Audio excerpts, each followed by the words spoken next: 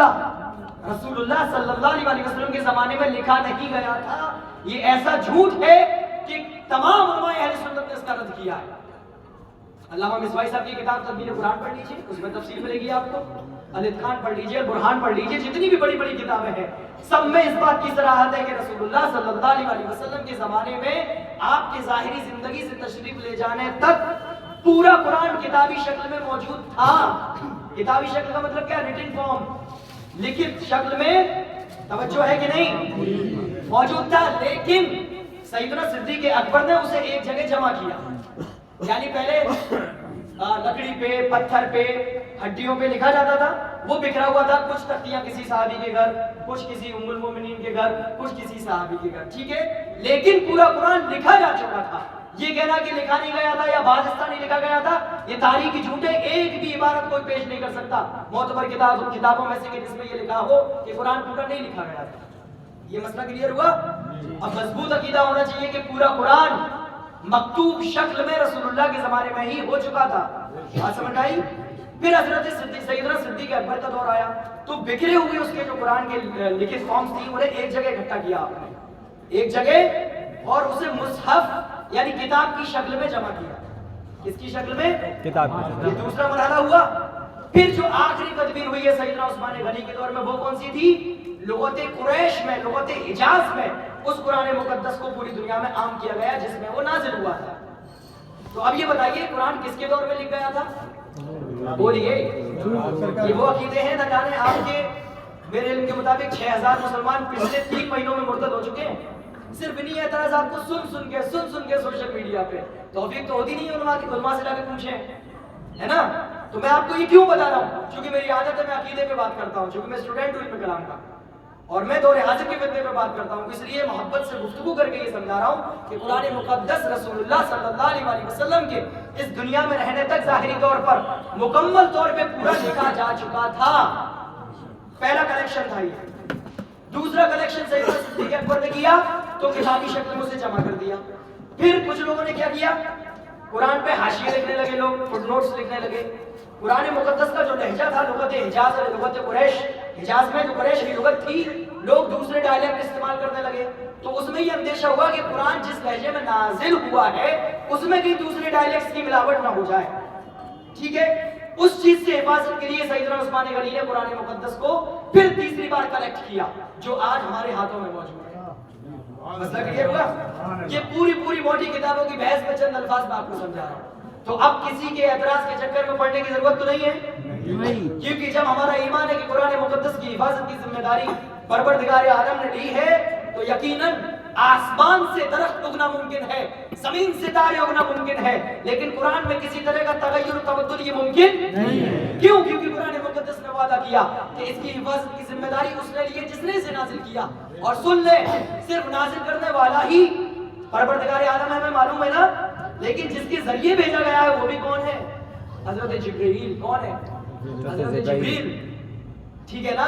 کوئی ڈاؤٹ ہے کیا؟ توجہ دیجیے برابر تاکہ میں سب کو آپ میری بات سمجھ رہے ہیں۔ حضرت جبرائیل لے کر آئے، کس کے قلب پر لے کر آئے؟ رسول اللہ صلی اللہ علیہ وسلم کے، ٹھیک ہے؟ تو قرآن مقدس کے خلاف بکواس کرنے والے آج نئے نہیں ہیں، پچھلی 1400 سالہ تاریخ رسول اللہ کے دور سے لے کے اب تک بہت سے لوگ آئے جو کہتے ہیں ہم قرآن کے مقابلے میں کتاب لکھیں گے، کوئی کہتا ہے ہم قرآن جیسی کتاب لکھیں گے، کوئی کہتا ہے ہم قرآن سے 24 آیتیں نکلوا دیں گے، کوئی کہتا ہے 26 نکلوا دیں گے، سب نکل گئے لیکن قرآن ویسے ہی باقی ہے۔ بات سمجھ آ رہی ہے؟ سب بدل گئے لیکن قرآن میں کوئی بدلاؤ نہیں آیا۔ وہ کیسے بدلے؟ پہلے جسم تھے تو خاک بن گئے، یا پھر جسم تھے تو مٹی کے کیڑوں کا کھانا بن گئے۔ تو سب میں تبدل و تغیر ہوا لیکن قرآن میں کوئی تبدل و تغیر نہیں ہوا۔ تو سمجھنے کی ضرورت ہے۔ ہم سب ان بزرگوں کی جو محفلوں کا انعقاد کرتے ہیں نا، یہ محفلیں رسمی طور پر نہیں ہونی چاہیے، یہ محفلیں اس طور پر ہونی چاہیے کہ محفل کا انعقاد ہو، برکات ہو، رحمتوں کا نازل بھی ہو، نزول بھی ہو، اور ہم عقیدہ بھی لے کر جائیں یہاں سے۔ اسی لیے میرے مرشد سرکار رفیق ملت کیا کہتے ہیں؟ عقیدت میں اتنے نہ بڑھو کہ عقیدہ خراب ہو جائے، ہے نا؟ تو عقیدہ سیکھنے کی ضرورت ہے اس وقت، کیونکہ پوری دنیا آپ کے عقیدوں پہ حملہ کر رہی ہے۔ کوئی کہہ رہا ہے کہ اللہ ایک ہے تو کیسے ہے بھائی؟ کوئی کہہ رہا ہے کیوں رسول اللہ خاتم النبیین کیسے ہے، کوئی اور کیوں نہیں آ سکتا؟ ایسا ہو سکتا ہے کہ اسلامک उलमा के पास किसी सवाल का जवाब ना हो सकता है क्या? जो मजहब, जो दीन आपको ये बताए कि बैतुल खला में दाखिल होंगे तो कैसे होंगे, बैठेंगे तो कैसे बैठेंगे, निकलेंगे तो कैसे निकलेंगे, ऐसे छोटे छोटे इश्यूज में जो मजहब आपकी रहनुमाई करता है, नारे तकबीर, नारे रिसालत, नारे गौस, ख्वाजा का हिंदुस्तान, ख्वाजा का हिंदुस्तान, सैयद नूर आलम साहब किबला, बड़ी खुशी है माशाल्लाह। मुलाकात होगी। हजरात आप देख रहे हैं मेरे रसूल पर आले नबी औलाद जैसे क़यामत हुई है, आप हजरत शरीफ रखें और हजरत के चेहरे की ज़ियारत करें। आइए कमिंग टू द पॉइंट, मैं अपनी बात खत्म करूं धीरे धीरे। मैं ये कह रहा था कि अकीदे सीखने की जरूरत है, और अकीदा हम इससे बेहतर कहीं नहीं सीख सकते जैसे ही हमारी मजलिसें होती हैं। हम आपको आम हालात में इनवाइट करेंगे, नहीं आएंगे आप, आपको काम होगा, आपको जॉब भी करनी है, आपको फैमिली के इश्यूज भी देखने हैं, लेकिन जब नाम दिया जाता है सरकार को आजम की महफिल है तो सब दीवाने चले आते हैं। तो जब इस महफिल में आए तो ये कोशिश कीजिए कि हमारा आना बड़ा कामलायक साबित हो। ऐसा ना हो कि बुजुर्गों ने और उलमा ने बताया बहुत कुछ लेकिन हमने सीखा कुछ नहीं। तो महफिलों से अकीदे सीखिए। सरकार को आजम का एक नाम मुहिउद्दीन भी है। क्या नाम है? मुहिउद्दीन। उसे लक़ब कर लीजिए आप, मुहिउद्दीन भी है। जानते हैं मुहिउद्दीन क्यों कहा गया आपको? उस दौर में इस्लाम के खिलाफ हजरत से पूछिएगा कभी कि इल्हादी ग्रुप्स भी फूटे हुए थे, ठीक है, तकलीद के खिलाफ लोग भी उठे हुए थे, ठीक है, उस दौर में बातिनियों का भी फितना था, फलसफी भी अपने उरूज पे थे, ग्रीक फिलोसफी भी अपने उरूज पे थी। सरकार सरकार अब्दुल कादिर जिलानी रज़ियल्लाहु ताला अन्हु ने उस दौर में इन तमाम फितरों से दीन की हिफाजत की, इसलिए आपका लक़ब हुआ मुहिउद्दीन, दीन को जिंदगी बख्शने वाला। तो ये क्यों? क्योंकि हर बुजुर्ग ने अपने दौर में सबसे बड़ा जो काम किया है वो की है हमारे अकीदे अहले सुन्नत की हिफाजत, हमारे अकीदे अहले सुन्नत की हिफाजत। अब अगर हम सरकार गौसे आजम की महफिल में खूब बैठते हैं, जाते हैं, निकात करते हैं, लेकिन हमें ये नहीं मालूम कि सरकार गौसे आजम का रुतबा क्या है, तो आप बताइए क्या हम हक अदा कर रहे हैं महफिल में शिरकत का? सबको मालूम है कि सरकार, आज मैंने खुद पे भी इसी पे तकरीर की थी, मैं चाहता हूँ ये यहाँ भी शेयर कर दूं, क्योंकि क्या पता ये मजमा फिर कम मिले मुझे, है ना। सरकार गौसे आजम रज़ियल्लाहु ताला अन्हु वलियों के सरदार, कोई शक नहीं, लेकिन कभी आपने ये जाना कि वलियों के सरदार का मतलब क्या है? कौन से वलियों के सरदार हैं? हद क्या है? किस से लेकर कहां तक? कभी नहीं जाना। अगर फतवा रसूल शरीफ की तालीमात हमने हासिल की थी या उलमा से पूछी होती ना, तो ये बता दे कि सरकार आला हज़रत ने अपनी किताब तरदुल अफ़ाई अन इमाहादिन रफ़ा रिफ़ाई में, फतवा करामात गौसिया में, दूसरा रिसाला, तीसरा अज़्ज़मज़मतुल क़ुमरिया, इन तीनों किताबों में तफसील बयान की। आला हज़रत कहते हैं कि इमाम हसन अस्करी के बाद से लेकर सैयदना इमाम मेहदी के आने से पहले पहले तक जितने भी औलिया हुए सरकार को आजम सबके सरदार। हद पता लग गई? ये भी अकीदे में शामिल है, हमारे अकीदे में शामिल है, इसलिए बता रहा हूं। तो हद पता लग गई ना? इमाम हसन अस्करी के बाद से लेकर कहां तक? इमाम मेहदी के आने से पहले पहले तक जितने भी औलिया थे या होंगे या हुए, सबके सरदार है सरकार गौसे आजम। मसला क्लियर हुआ? आला हज़रत ने क्या लिखा? जो वली कब्ल थे या बाद हुए या होंगे, सब अदब रखते हैं दिल में मेरे मौला तेरा। समझ गए कि नहीं? अब आइए दूसरे अकीदे की तरफ। सरकार गौसे आजम रज़ियल्लाहु अन्हु के मुतालिक बहजतुल असरार शरीफ इमाम शत्तनौफी, नूरुद्दीन शत्तनौफी, बहुत बड़े मुहद्दिस, जिन्हें दयार मिस्र का कारी, अजीम कारी कहा जाता है। इल्म कलाम की तरफ, इल्म रिजाल की तरफ नहीं जा रहा मैं, चूंकि गुफ्तगू इल्म कलाम में है। तो इमाम शत्तनौफी ने बहजतुल असरार शरीफ के अंदर एक रिवायत जिक्र की है कि सरकार गौसे आजम ने फरमाया कि इन्न लिल इंसी मशाइख, कि इंसानों के भी पीर होते हैं, व इन्न लिल जिन्नि मशाइख, और जन्नात के भी पीर होते हैं, व इन्न लिल मलाइकति मशाइख, फरिश्तों के भी पीर होते हैं, व अना शैखुल कुल, मैं सबका पीर हूं। बात समझ में आ गई? मैं क्या बताना चाह रहा हूं, मज़ीद समझ गए होंगे 2 मिनट में। क्या ऐसा है कि तमाम मलाइका के पीर सरकार गौसे आजम? क्या ऐसा है? ये अकीदा मालूम है आपको? सुन लीजिए, कुरान मुक़द्दस में अल्लाह ने फरमाया, अल्हम्दुलिल्लाहि फातिरिस समावाति वल अर्द जाइलिल मलाइकति रुसुला। उस अल्लाह की हम्द है, तमाम तारीफ उस रब की है जिसने आसमान और जमीन को पैदा किया और उसने मलाइका में, फरिश्तों में रसूल बनाए। कौन बनाए? बोलिए कौन बनाए? फिर सूरह हज में अल्लाह ने फरमाया, अल्लाहु यस्तफी मिनल मलाइकति रुसुलन व मिनन नास। اللہ تعالیٰ انسانوں میں سے اور فرشتوں میں سے رسول بناتا ہے. کیا بناتا ہے؟ نبی جو ہوتے ہیں وہ صرف اور صرف انسان ہوں گے، ہے نا. وَمَا أَرْسَلْنَا مِن قَبْلِكَ إِلَّا رِجَالًا نُوحِي إِلَيْهِمْ، کہ اللہ نے جب وحی نبوت کسی کی طرف بھیجی تو وہ انسان تھے، اور انسانوں میں صرف اور صرف مرد. تو نبی کون ہوتے ہیں؟ یہ عقیدے ہیں، یاد کر لیجئے انہیں.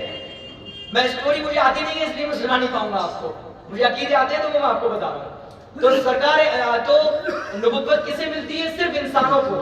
کسے ملتی ہے؟ اور انسانوں میں صرف اور صرف مردوں کو. انسانوں میں صرف اور صرف.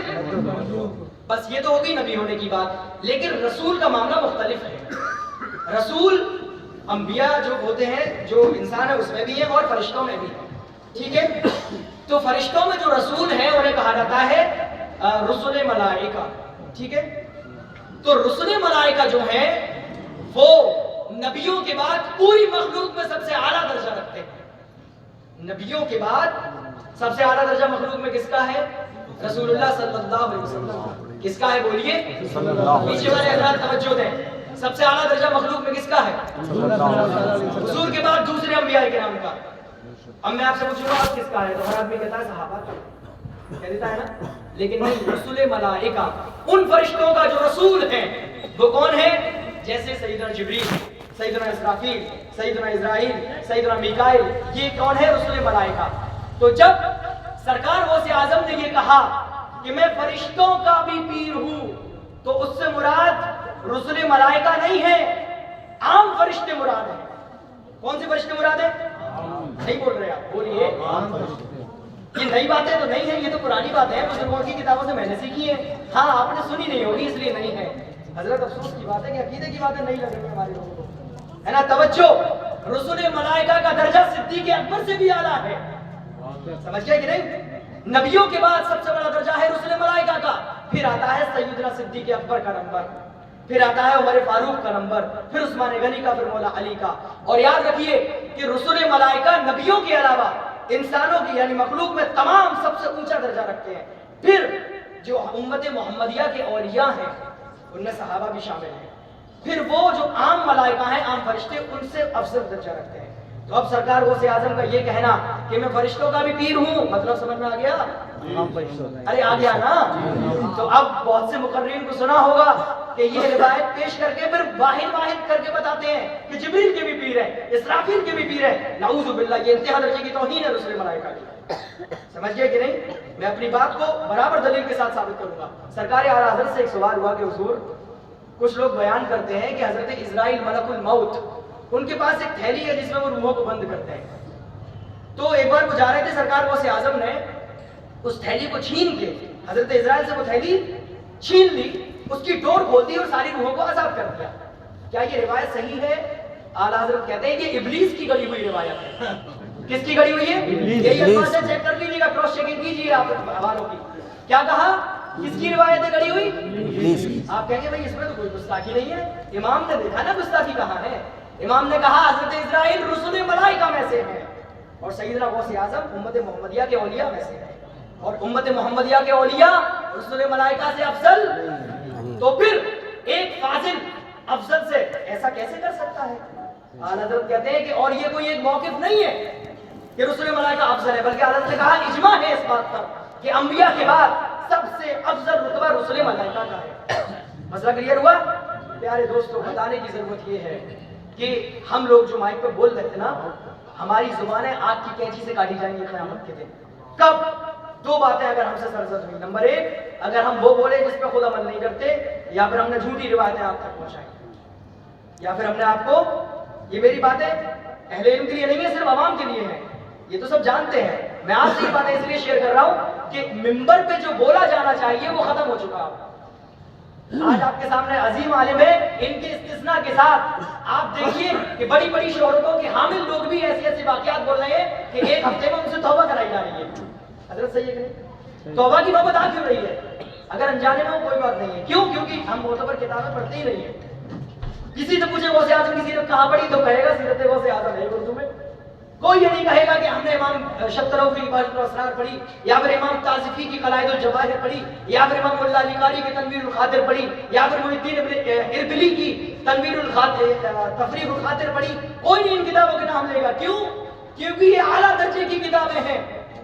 جو عالم کا حق ہے کہ سب سے پہلے ان کتابوں کو پڑھے تب چھوٹی کتابوں کی طرف آئے. ان کتابوں کے نام بھی ہماری قوم نہیں جانتی. یہ کتابیں ہیں جن میں سچے واقعات لکھے ہیں بزرگوں کے, ورنہ ایسے واقعات جو چھوٹی موٹی کتابوں میں ہوں جس کی استناد و انجبار کا بھی پتہ نہیں ہے, لکھنے والا کون ہے, لکھنے والے کی علمی صلاحیت کیا تھی. جب ایسے واقعات ممبر پر سنائے جائیں گے تو قوم تو غلو کرے گی نا. غلو سے بچانے کی ضرورت ہے خود کو. آپ کو معلوم ہے کہ شیعان علی شروع میں حضرت علی کے صرف عاشق تھے. شیعان علی کے نام سے تاریخ روافظ پڑھی آپ سب ان چیزوں کی آپ کو پتہ لگے گا کہ یہ خالص اہل سنت لوگ تھے. صرف وہ مولا علی کی تائید میں رہتے تھے. انہیں شیعان علی کہا جاتا ہے. میں پوچھتا ہوں آخرکار یہ مرتد کے درجے پہ فائز کیسے ہوئے؟ یہ کیوں مرتد بن گئے؟ ان پہ فتوے کیوں لگے آخرکار مرتد کے؟ کیونکہ غلو سے کام لیا انہوں نے. کس سے کام لیا؟ جو درجہ مولا حیدر کرار کو میرے رب نے عطا کیا ہے وہ انہیں ہضم نہیں ہوا. بڑھاتے چلے گئے یہاں تک کہ ان کے اندر ایک فرقہ نصیریہ پیدا ہوا جو کہتا ہے کہ حضرت علی کے اندر اللہ سما گیا ہے لہذا حضرت علی بھی خدا ہے. سیریا میں یہ فرقہ کثرت سے موجود ہے جو اس کو رولنگ پارٹی ہے وہ بھی نصیریہ ہی ہے. سمجھ گئے کہ نہیں؟ تو یہ ہوتا کیوں ہے؟ یہ ہوتا ہے غلو. اعلیٰ حضرت نے کہا کہ شاعری لکھنا نعتیہ شاعری لکھنا دو دھاری تلوار کی طرح. اگر آپ گھٹاتے ہیں نبی کی شان تو گستاخی ہوگی, بڑھاتے ہیں تو اللہ سے ملا دیں گے. اعلیٰ حضرت نے بھی اپنی اس بات میں ہمیں غلو سے بچایا ہے.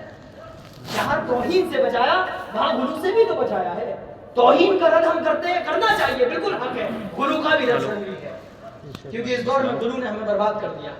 غلو نے ہمیں برباد کر دیا. اللہ تعالیٰ ہمیں مسلک اعتدال کہا جاتا ہے اہل سنت کو. ابھی نور الانوار کے مقدمے کی میں عبارت پڑھوں گا, وقت لگے گا. میں خلاصہ بتا دیتا ہوں کہ ہمارا اہل سنت جو مذہب ہے عقیدے کا اس میں اعتدال ہے. اعتدال کا مطلب بیچ کی روش. بیچ کی اور ایگزامپل مثال دے دیتا ہوں.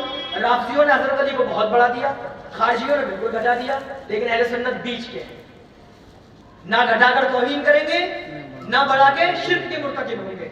ٹھیک ہے, نہ بڑھا کر تفصیلیت کا ارتکاب کریں گے, بلکہ وہ مذہب حق مانتے ہیں جو بزرگوں سے منقول ہوتا ہوا ہم تک آیا. اور خود مولا علی کا مذہب ہے کہ مولا علی نے فرمایا میں یفضلنی علی ابی بکر و عمر ساجلدہ حد المفتری.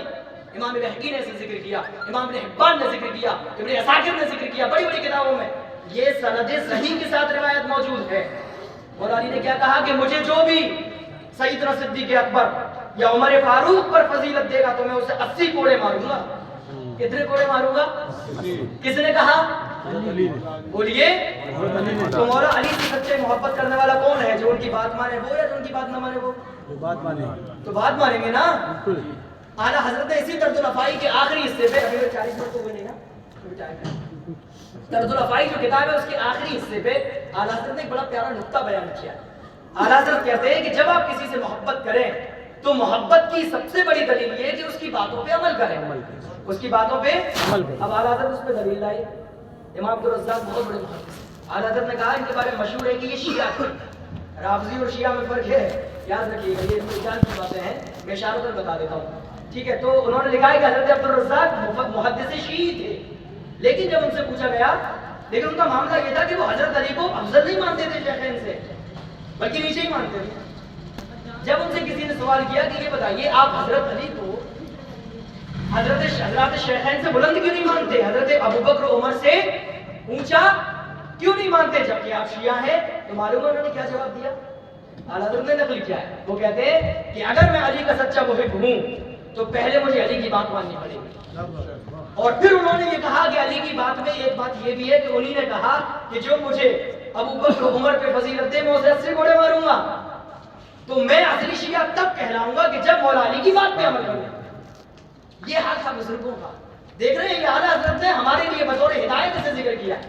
تو ضرورت ہے کہ بزرگوں کی جو سیرت ہم پڑھیں وہ معتبر کتابوں سے پڑھیں. پڑھ نہیں سکتے تو معتبر علماء سے سنیں جو آپ کے منبر پہ موجود ہیں آج. مجھے چھوڑ کے ایکسکلوڈنگ می مجھے شامل مت کر لیجیے گا. سمجھ رہے ہیں کہ نہیں؟ تو میں یہ کہہ رہا ہوں اس وقت منبر جو ہماری سجتی ہے بڑی شان و شوکت کے ساتھ سجنا بھی چاہیے, اس کا بھی ہمیں اجر ملے گا. لیکن اس منبر اور اس جلسے کی جو مین چیز جسے ہم کہہ سکتے ہیں ریڑھ کی ہڈی, وہ ہوتا ہے وہ عالم دین جو یہاں پر بیٹھ کے ہمیں درس دینے والا ہے. جب ایسے علماء کا آپ تعین کریں گے نا، جب بیٹھے ہیں تب مزہ آتا ہے جلسے میں، سمجھ گئے کہ نہیں؟ کیوں؟ کیونکہ یہ آپ کو قصے کہانیاں کم سنائیں گے تو معتبر کتابوں سنائیں گے. معتبر کتابوں سے جو قصے کہانیاں سنائیں یقیناً سنیے، سننا بھی چاہیے، اس کا ثواب بھی ہے. حضرت سفیان بن عیینہ نے کہا ان ذکر الصالحین تتنزل الرحمہ، کہ جب صالحین کا ذکر ہوتا ہے نیک بندوں کا تو اللہ کی رحمت نازل ہوتی ہے نا. تو بس منہج جو بدلنا ہے، میں نے کیونکہ میری تقریر کا عنوان ہی ہے خود میں بدلاؤ لانا، آیت بھی میں نے وہی پڑھی، حدیث بھی میں نے وہی پڑھی، تو میں یہ بتا دوں چینجنگ کیا لانی ہے. چینجنگ یہ لانی ہے کہ جس کو آپ اپنے درمیان تبلیغ کے لیے بلائیں تو ایسے علماء کو بلائیے جو واقعی باصلاحیت ہو اور ان کا مطالعہ وسیع ہو، معتبر کتابوں کا علم حاصل ہو، وہ واقعی عالم ہو، واقعی عالم ہو، واقعی عالم عین سے نہیں، عین سے عالم ہو. ٹھیک ہے، جب آپ سنیں گے نا تو دیکھیے کیسا انقلاب آتا ہے. چونکہ یہ کبھی آپ سے یہ نہیں کہیں گے کہ آپ کتاب پڑھتے جاؤ، یہ ہمیشہ آپ سے یہ کہیں گے آؤ اور جو کوشچن کرنا ہو علم کلام کے متعلق ہو، عقیدہ ہو، فقہ ہو، ہم آپ کو جواب دیں گے. اور جب قوم اپنی جہالت کو ان علماء کی بارگاہ میں بیٹھ کے دور کر دے گی پھر تو انقلاب آنا ہی ہے. آپ کی قلم کو کیوں چھینا جاتا ہے؟ آپ کو معلوم ہے کہ ہماری فیکٹریز ہیں، ہمارے بہت بڑے اسکولز ہیں، سب کچھ ہے، لیکن مدرسے نشانے پہ کیوں بیٹھے ہوئے ہیں؟ کبھی غور کیا آپ نے اس بات کو؟ کیا مدرسوں میں 5 اسٹار مدرسے ہوتے ہیں؟ کیا فیسلٹی اچھی ہوتی ہے؟ یا پھر ہم لوگ پورے دن بکرا کھاتے ہیں اس میں؟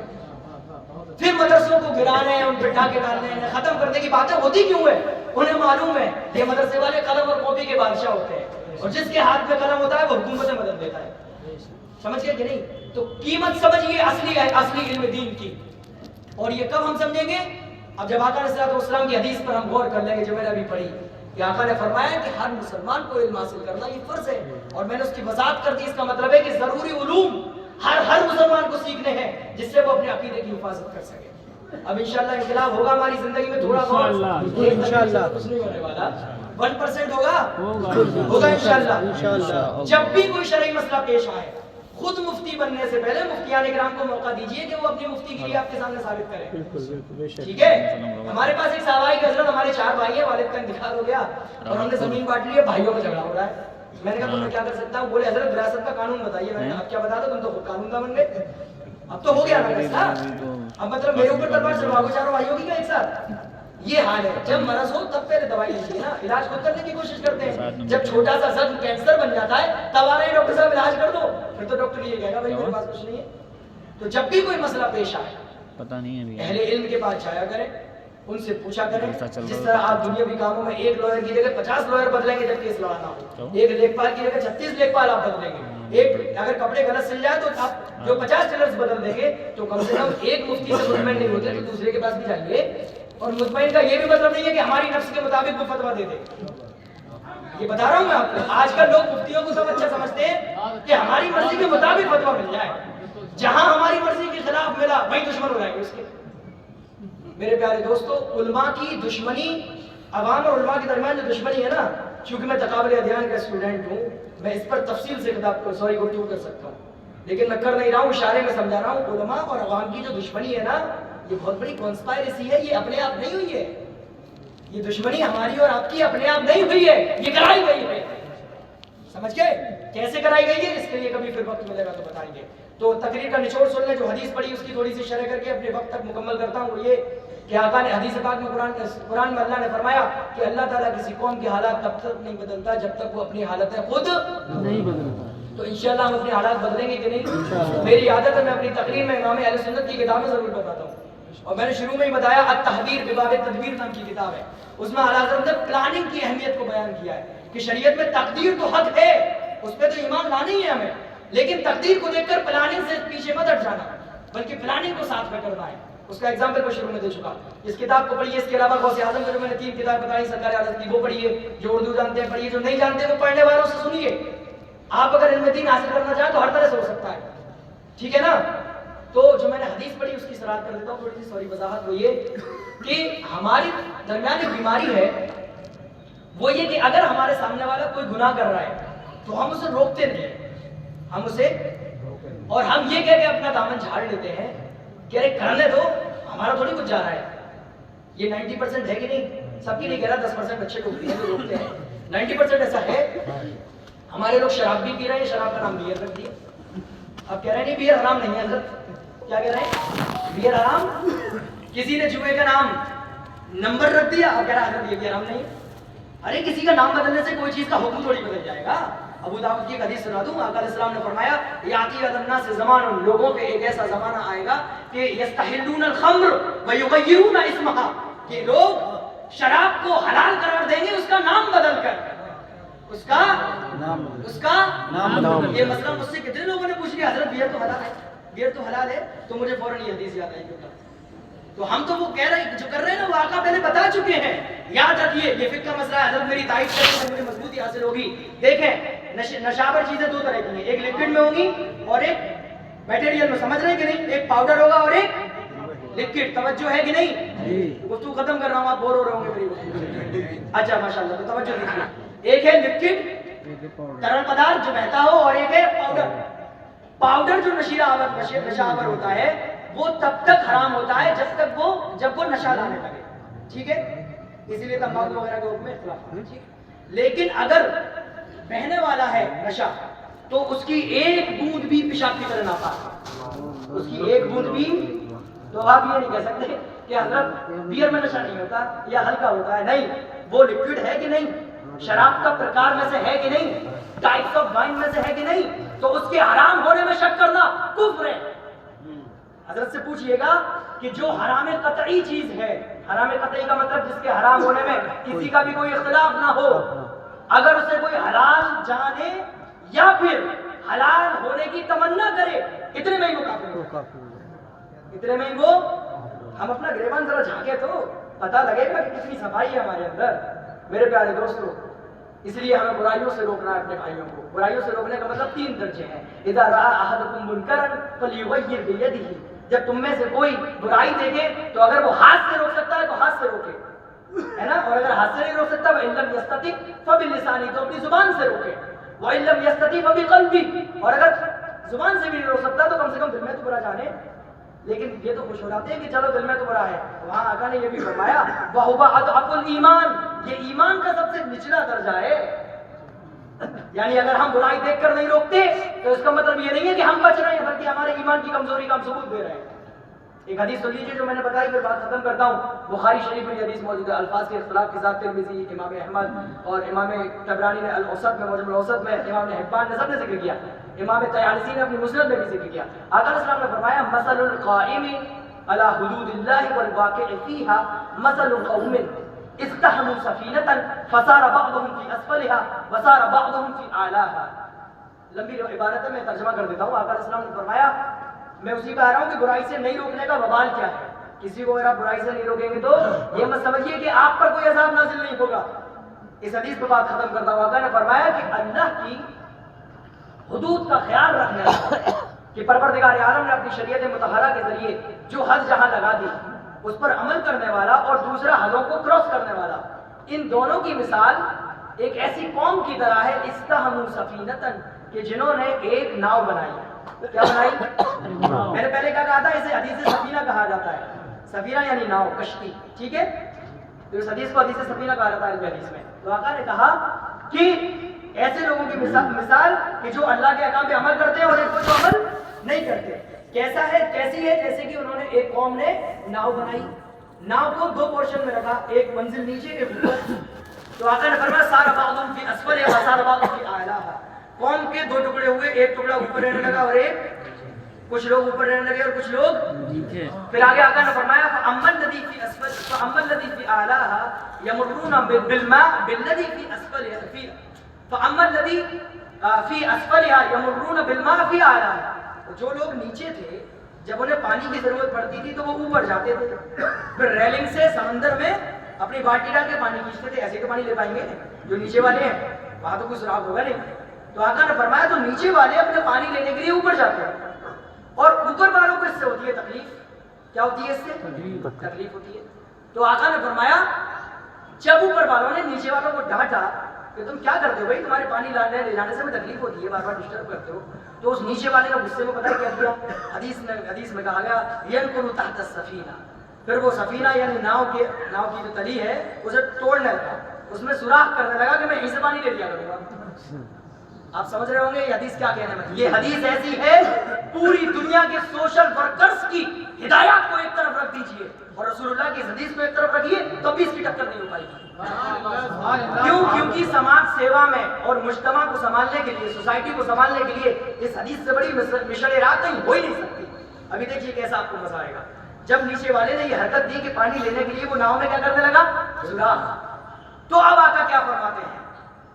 اس کے بارے میں کہا اخذ فأسا ينقر تحتها، کہ اس نے کلاڑی لی اور اسے توڑنے لگا. تو آقا نے فرمایا کہ ان ادرکوا، اور دوسری بات میں قبضوا علی یدی، کہ اگر اوپر والے لوگوں نے اس نیچے والے کے ہاتھوں کو پکڑ لیا اور دم میں سوراخ کرنے سے اسے روک لیا تو وہ خود کی بھی جان بچا لیں گے اور اس کی بھی جان بچا لیں گے. لیکن اگر نہیں روکا تو نیچے والے تو ڈوبیں گے ہی. یہ نہ سوچیں کہ وہ بچ جائیں گے، وہ بھی ساتھ میں ڈوبیں گے. تو اس سے درس یہ دیا جا رہا ہے کہ اگر کوئی شخص گناہ کر رہا ہے تو صرف وہ نہیں ڈوبے گا، صرف وہ نہیں ڈوبے گا. اگر ہم نے گناہ کرتے دیکھا اور اسے نہ روکا تو اللہ کا عذاب جیسے اس پہ نازل ہوگا ہم پہ بھی نازل ہوگا. میرے پیارے دوستو، میری تقریر کے پورے 40 منٹ ابھی نہیں ہوئے، 5 منٹ رہ گئے. میں ٹائم کا فنکشن ہوں بھائی، ہے نا، یہ حق ہے دوسرے لوگوں کا جو میں نہ ہوں انشاءاللہ. تو حدیث کا مطلب سمجھ میں آیا. تو اب ہمیں ضرورت ہے کہ اگر کوئی برائی میں مبتلا ہے، شراب پیتا ہے اور کچھ بھی کرتا ہو، والدین کو گالی دیتا، کسی بھی منکر میں مبتلا ہے، اسے ہم اپنی طاقت کے حساب سے روکیں گناہ سے، صرف اللہ کی رضا کے لیے، صرف اللہ کی رضا کے لیے. اور اس حدیث میں یہ غور کرنے کا ذکر، یہ غور بھی کرنا ہے کہ امام ابن حسن نے اس کی اس میں لکھا ہے توضیح میں کہ فوائد حدیث میں کہ اس کا ایک فائدہ یہ بھی ہے کہ اگر وہ نیچے والا جو شخص ہے وہ کتنی بھی کوشش کرے اوپر آنے کی، تو کیا وہ اوپر والوں کی طرح اوپر آ سکتا ہے ناؤ میں؟ کیونکہ اس کا گھر تو نیچے ہے، اوپر آ سکتا ہے کیا؟ تو امام ابن حجر لکھتے ہیں کہ یہاں پہ یہ درس دیا جا رہا ہے کہ جب نیچے کے لوگ اوپر بڑھیں تو اوپر والوں کو حسد نہیں کرنا چاہیے. اوپر والوں کو حسد یا جلن اس سے، سمجھ میں آ رہی ہے بات؟ ہمارے یہاں یہ ہوتا ہے نا، کوئی غریب فیملی کا آدمی یا سوسائٹی میں جس کے فیملی کو نیچا سمجھا جاتا ہو، ان الشرع تو تقوی پیمانہ ہے بس سپیریورٹی اور انفیریورٹی کا، سمجھیے کہ نہیں؟ لیکن اگر کوئی چھوٹا اوپر پڑتا ہے تو ہم بڑوں کو پریشانی ہونے لگتی ہے. اس حدیث میں اس کی ممانعت فرمائی. اور یہ بھی کہا گیا کہ اگر کوئی شخص ایسا کام کرتا ہے کہ اس میں اس کی بھلائی ہے لیکن آپ کو ہلکی سی تکلیف ہے، زیادہ نہیں، کتنی ہلکی سی، اتنی کہ بس وہ پانی لا کے بھری تو رہا ہے، زیادہ زیادہ آپ کے گھر سے گزر جا رہا ہے، وہ اور کیا ہے، تھوڑی سی تکلیف ہو، لیکن اگر وہ آپ کے خلاف ہو گیا تو چھید کر کے پوری ناؤ ڈوبو کے بڑا نقصان آپ کو پہنچائے گا. تو فرمایا بزرگوں نے، امام نے اثر میں لکھا ہے، تو چاہیے اوپر والوں کو کہ صبر کریں اس کے ضرر پہ، اس کے نقصان پہ کیا کریں؟ سرکار غوث اعظم کی محفل ہے، اس لیے یہ چیزیں میں آپ کو بتا رہا ہوں. یہی سیکھنا ہے سرکار غوث اعظم سے، ہے نا میرے پیارے دوستو. میری تقریر کمپلیٹ ہو چکی ہے. میں آخری بات یہ عرض کر دوں 2 منٹ کے اندر کہ رسول اللہ صلی اللہ علیہ وسلم کی ایک روایت ہے اور متواتر روایت ہے. آقا نے فرمایا من کذب علی متعمدا فلیتبوأ مقعدہ من النار، کہ جس نے بھی میری طرف غلط چیز منسوب کی تو وہ اپنا ٹھکانہ جہنم بنا لے، اپنا ٹھکانہ. تو جب بھی آپ، یہ لوگ تو پتہ کر لیں گے علماء کرام کہ یہ حدیث ہے بھی کہ نہیں ہے، اصلی میں مخاطب ہوں اس دور پہ وہ آپ سے، اور یہ میں بحث یا نصیحت نہیں کر رہا ہوں، التماس کر رہا ہوں آپ سے، ٹھیک ہے؟ وہ یہ کہ جب حدیث کا معاملہ ہوا کرے کہ کوئی روایت حدیث ہے کہ نہیں تو علماء سے کنفرم کر لیا کریے، کیونکہ ہزاروں کی تعداد میں ایسی روایتیں ہم سب کی زبان زد ہیں جو حدیث نہیں ہے، لیکن پھر بھی ہم کہہ رہے ہیں آقا نے فرمایا. اور آقا فرماتے ہیں جو میری طرف جھوٹ منسوب کرے گا وہ جہنم کا ٹکٹ تو اس کا کٹ گیا. سمجھ گئے؟ ان چیزوں کا خیال رکھیں گے، انشاءاللہ تبدیلی آئے گی ہمارے اندر. تبدیلی آئے گی کہ نہیں؟ اس آیت کا پھر ترجمہ سن لیجیے، ان اللہ لا یغیر ما بقوم حتی یغیروا ما بانفسہم. اللہ تعالیٰ کسی قوم کے حالات تب تک نہیں بدلتا جب تک کہ وہ قوم اپنے حالات بولیے خود نہ بدلے. تو خود بدلیں گے انشاءاللہ. جب خود بدلیں گے تو کوئی ہماری مسجدوں پر حملے نہیں کر پائے گا، ہماری بچیوں کو اٹھا کر نہیں لے جائے گا، ہمارے علماء کی توہینیں نہیں ہوں گی، ہمارے آقا کی توہین نہیں ہوگی. اسلام کے خلاف زبان بولنے سے پہلے آدمی 50 بار سوچے گا. اللہ تعالیٰ ہم سب کو سرکار غوث اعظم کے صفت محی الدینی سے کچھ صدقہ عطا فرمائے، اور اس دور میں ہمارے دین کے خلاف اڑنے والے فتنوں کے خلاف ہمیں بھی کھڑے ہونے کی توفیق عطا فرمائے. وآخر دعوانا الحمدللہ رب العالمین. جو بھی باتیں تھی اگر دل آزاری ہوئی تو معافی چاہتا ہوں، اللہ تعالیٰ سے قبول کرے. وآخر دعوانا الحمدللہ رب العالمین. السلام علیکم ورحمۃ اللہ وبرکاتہ.